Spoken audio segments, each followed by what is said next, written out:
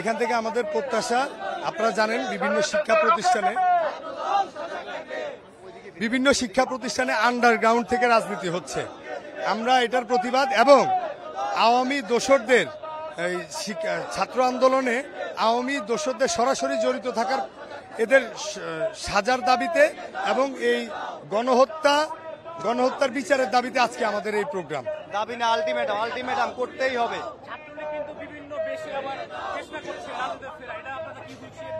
আমি সেটাই বললাম, আপনার একটা সংগঠন ভুইফোর একটা সংগঠনের আদলে ছাত্রলীগ প্রতিষ্ঠিত হতে যাচ্ছে। আমাদের প্রতিবাদ এটাই, যেন এই ভুইফোর সংগঠন তাদের পরিচয় লুকিয়ে রেখে তারা অন্য সংগঠনের মাধ্যমে আবির্ভূত হচ্ছে। আমাদের প্রতিবাদ এটাই, এদেরকে কোনোভাবে এই ভুইফোর সংগঠনকে কোনোভাবে প্রতিষ্ঠিত করতে দেওয়া যাবে না।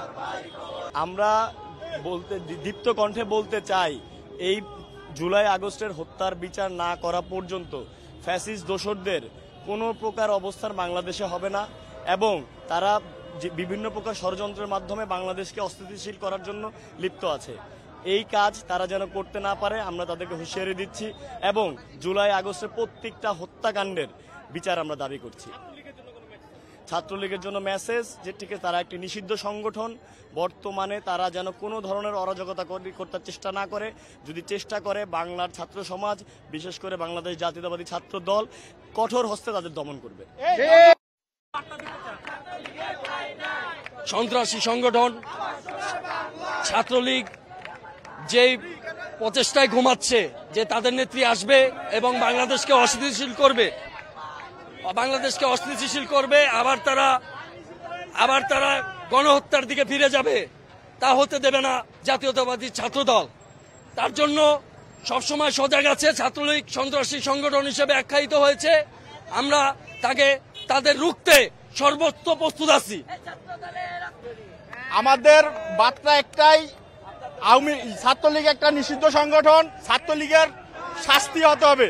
ছাত্রলীগের যে সকল নেতাকর্মী এখনো এই সোনার বাংলায় ঘুরে বেড়াচ্ছে, তাদের অতি দ্রুত আইনের আওতায় এনে তাদের শাস্তি কার্যকর করতে হবে।